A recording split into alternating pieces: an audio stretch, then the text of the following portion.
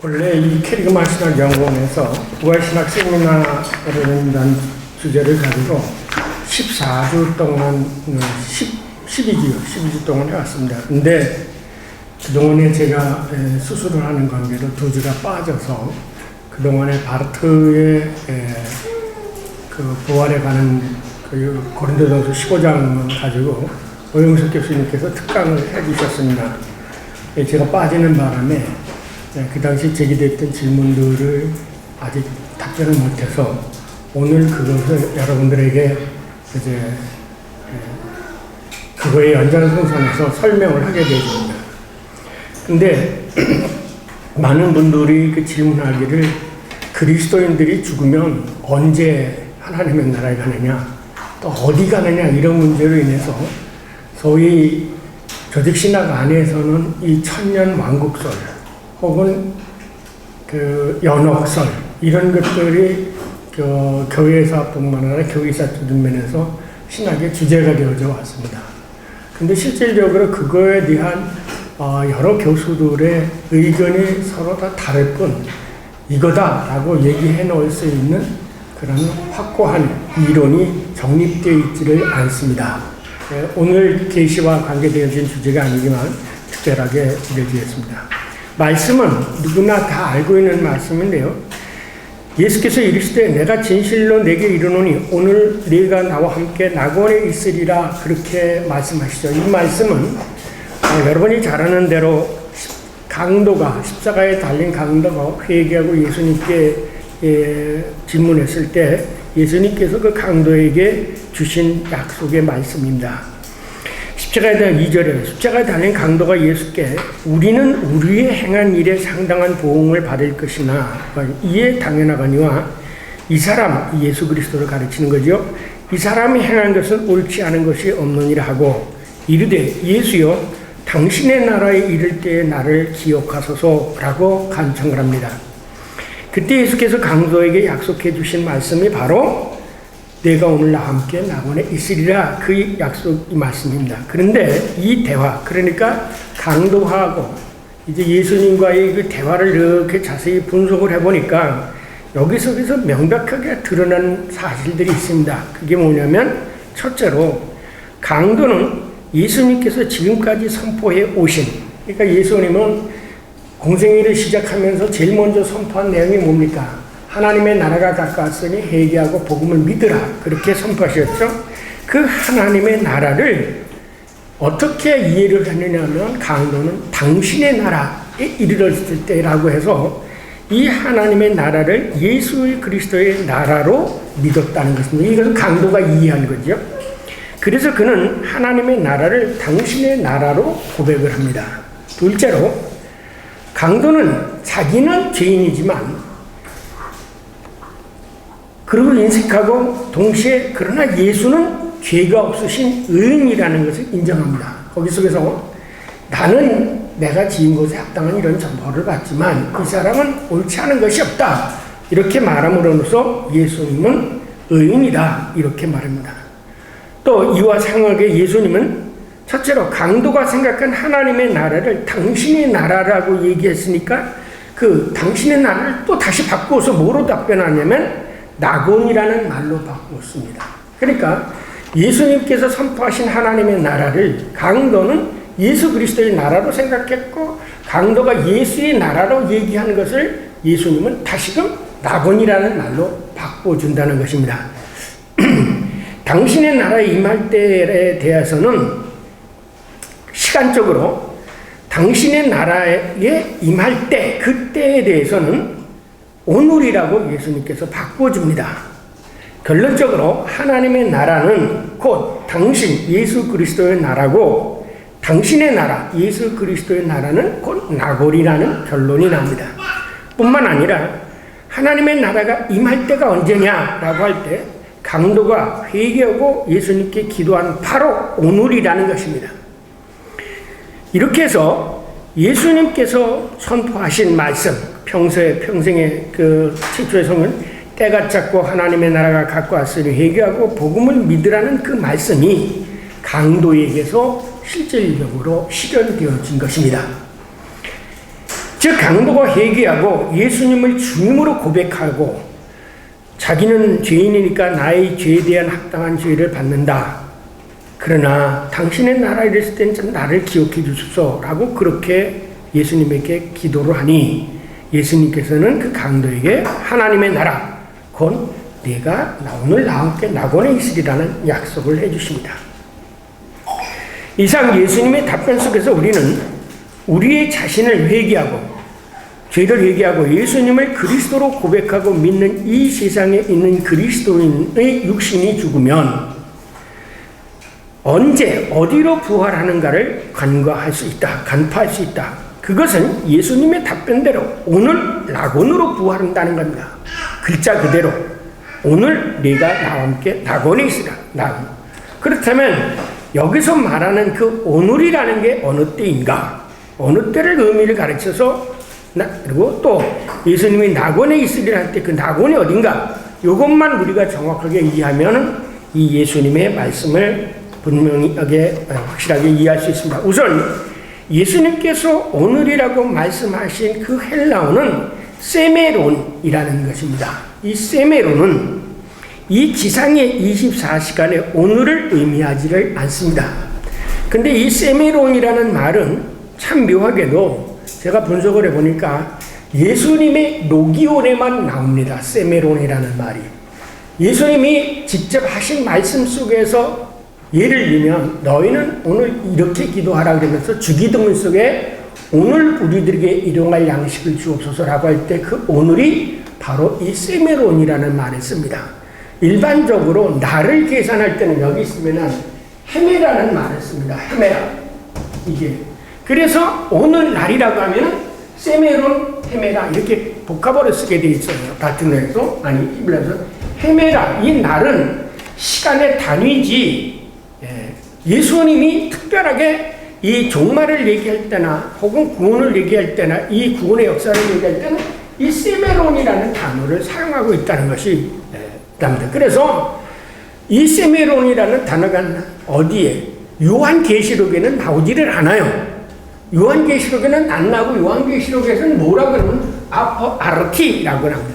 이제부터는 지금부터는 이라는 말이 나옵니다. 그러니까 이 세메론이라는 오늘이라는 개념을 우리는 지금까지 우리들이 가지고 있는 이 지상의 24시간의 하루로 오늘로 생각했기 때문에 우리가 죽어서 언제 가느냐라는 것을 생각하면 우리 24시간 안에 가는 것처럼 생각을 해왔던 거죠. 그것은 이 세메론이라는 단어를 잘못 해석했기 때문입니다. 그렇다면 오늘은 어느 때를 의미하고 낙원은 어디를 가리키는가? 우선 예수님이 답변하신 오늘이는 헬레어 세메론은 이 지상의 하루 24시간의 오늘을 의미하지 않습니다. 따라서 오늘 네가 나와 함께 낙원에 있으리라는 말씀은 24시간 안에 네가 나와 함께 낙원에 있으리라고 이해될 수가 없습니다. 세메론은 오히려 상황과 시간의 전환을 뜻합니다. 이 세메론은 신기원, 거기 에포크 메이킹, 소위 해서 신기원, 어떤 시대가 다른 시대로 전환하는 얘기를 할 때 그 시간을 가르쳐서 세메론이라고 말합니다. 곧 이제부터 혹은 이제는 혹은 이 순간부터라는 세메론이라는 말이 그런 뜻입니다. 지금까지는 이 지상에서 죄의 노예가 되어 사탄 마귀의 권세 아래 살았지만 이제부터는 오늘부터는 그러죠. 이제는 내가 지배하는 나라에서 살게 될 것이라는 말씀이 오늘 내가 낙원에 있으리라는 말의 뜻입니다. 이렇게 해석하는 근거가 어디 있느냐? 예수님께서 가르쳐 주신 기도 중 주기도문이죠. 오늘 우리에게 일용할 양식을 주시옵고에서 그 오늘도 세메론이라는 단어로 쓰여져 있습니다. 주님께서 가르쳐 주신 기도의 속에서 오늘 세메론이라는 단어를 이 지상의 24시간을 따는 오늘로 해석하게 된다면 주님께서 오늘 일용할 양식만 주시옵소서라고 기도하는 경우가 됩니다. 그렇게 되면 주님께서 단지 오늘 먹을 거고 내일은 굶어 죽도록 되어 있으니 오늘 일용할 양식만 구하도록 가르쳐 준 것은 결코 아닙니다. 그러므로 세메론이라는 단어를 결코 이 지상의 24시간 하루 오늘로 해석될 수가 없다는 것입니다. 이 점에 대해서는 제가 쓴 웨스트민스터 소요리 문답서의 주기도문 해설서를 보시면 더 잘 알 수 있습니다. 오늘 세메론을 이 지상의 24시간에 제한된 범위로 해석할 수 없는 두 번째 이유는 성경의 다른 본문에서도 오늘은 신기원의 의미를 가지고 있습니다. 신기원이라는 새로운 시대가, 새로운 상황이 시작된다는 것이다. 오랜 후에 다윗의 글에 다시 어느 날을 정하여 오늘이라고 미리 이같이 일렀으되 오늘 너희가 그 음성을 듣거든 내 마음을 완고하게 하지 말라랍니다. 이건 히브리서에서 이건 뭡니다. 히브리서에서 여기 시편 95편 7절 이하 이건 다윗이 얘기한 것이죠. 다윗이 얘기를 하면서 뭐냐면 어느 날 미래의 어느 날을 오늘이라고 표현하고 있어요. 여기 다윗이에요. 다윗이 기도를 하면서 미래의 어떤 날, 그 날을 다윗이 여기서 오늘이라는 말을 사용하고 있다는 거예요. 그것은 뭐냐면 이 오늘이라는 것이 지금 당장 다윗의 이 상황 속에서의 시간을 오늘이라고 얘기하지 않고 그 어느 때인가 이런 세대가 변해 새로운 세대가 되어지는 그때를 가르쳐 말할 때 오늘이라는 말을 사용하고 있다는 거예요. 그래서 여러분 히브리서를 보게 되어지면 그 히브리서의 때에 대한 설명을 아주 1절과 2장에 자세하게 기술해 나가고 있습니다. 그래서 이 말씀에서 오늘을 이제부터 혹은 이젠으로 바꾸어 읽으면 그 내용이 아주 정확하게 옵니다. 오히려 의미가 더 분명해진다. 오늘 이제부터는 너희가 그 음성을 듣거든. 오늘 듣거든이 아니라, 그러니까 다윗이 여기서 오늘 듣거든이 아니라 앞으로 이제부터는 너희가 그 음성을 듣거든 이렇게 말하게 되어집니다. 더욱이 히브리서 4장 7절의 말씀은 다윗이 시편 95편 7절 이하를 인용하고 있습니다. 그래서 히브리서 기자가 이 시를 인용한 것은 다윗이 미래의 어느 날을 오늘로 표현한 것은 오늘이 단지 이 지상의 24시간을 의미하지 않는 것으로 이해하고 있었기 때문입니다. 즉 다윗 왕이 미래의 어느 날 그 음성을 듣거든 언젠가 그 어느가 듣거든 그것이 바로 오늘이라는 거죠. 곧 그날부터 더 구체적으로 말하면 예수의 음성을 듣거든 그때부터는 너의 마음을 완고하게 하지 말라는 뜻으로 이야기하고 있음을 히브리서 기자가 이것을 해석하고 있습니다. 이와 상응하게 예수님께서도 그들에게 이르시되 이 글이 오늘 너희에게 응하였느니라 합니다. 이 말씀 역시 오늘 예수님의 말씀이 오늘만 너희에게 응한 것이 아니라 예수님의 말씀이 이 말씀 오늘부터 이제는 하나님의 말씀이 너희 귀에 응하게 되었느니라 라고 이렇게 해석해서 읽을 수가 있다는 겁니다. 뿐만 아니라 오늘을 번역된 히브리어의 하욤, 원래 욤이라는 것은 날짜지요. 그런데 하에 그 전광사가 붙게 되어지면 어느 특정한 날을 가르쳐 얘기할 때 하욤이라고 말합니다. 그 하욤은 이제부터 혹은 이제는 이라는 의미를 이미 히브리어 하욤 속에 함의하고 있습니다. 왜냐하면 이 하욤은 거의 미래적 의미를 함의하고 있기 때문이다. 주께서 오늘 여기 하욤으로 되어 있습니다. 이제부터 이 지면에서 나를 쫓아내시온즉 창세기 4장 14절 내가 오늘부터 시작하여 너희 섬긴 자를 오늘 이제는 택하라 여호수아. 그리고 미래 지향적인 사고는 동시에 히브리 사람들이 가지고 있는 히브리 인지구조의 특성입니다. 그래서 히브리인의 하나님의 이름조차도 이 야훼라는 이름조차도 미래적인 의미를 갖게 되어집니다. 스스로 계신 하나님 야훼 I will be who will be의 뜻을 가지고 있기 때문입니다. 그래서 슈미트는 야훼라는 이름 그 자체는 하나님께서 활동하실 미래를 지시하는 것이지 현재를 지시하는 것이 아닙니다. 그래서 여러분이 히브리적 제가 인지구조에 대한 것을 연구해 보면 히브리 사람들은 과거 중심이 아닙니다. 항상 미래 중심이에요. 제가 작년인가 재작년에 교수에 가서 일본 신학교에 계실 때 그때 위안부 문제를 가지고 논의가 되어질 때 제가 일본 신학자들에게 그런 얘기를 했습니다. 일본 기독교인이 다르고 한국 기독교인이 다르면 우리는 기독교인이 아니다. 우리는 그리스도 안에서 일본 기독교인이랑 우리나 똑같다. 그런데 만약에 이 기독교인들이 이 국가적인 문제를 가지고 과거 지향적으로 생각하게 되어진다면 그거는 옛날 히틀러 당시에 독일 교회가 히틀러를 편들고 나섰던 독일 교회가 뭐와 다르냐? 우리는 일본 그리스도나 아프리카 그리스도인이나 미국 그리스도인이라는 것에서는 하나다. 이게 성만찬이 보여주는 그리스도 안에서예요. 그래서 마침 거기에 일본 소치의 와타나베라는 그림을 그리는 분이 성만찬을 그리면서 그 제목을 뭐냐? We are one in Christ. 그랬어요. 우리는 그리스도 안에서 하나다. 바로 그거다. 당신 여기 그림을 그리는 소치 와타나베처럼 이분은 그림을 그리는 분이지만 이분이 신학을 정확하게 표현한 것이다. 그래서 제가 그분의 그 그림을 제 책의 표지로 삼겠다고 부탁을 했고, 그것이 바로 제가 쓴 성경의 영그리스도 표지로 삼게 되어졌습니다. 우리가 과거를 중심으로 표현하지 않아요. 과거를 지으면 우리가 그걸 다 갚아야 돼요. 하나님은 과거를 묻지 않아요.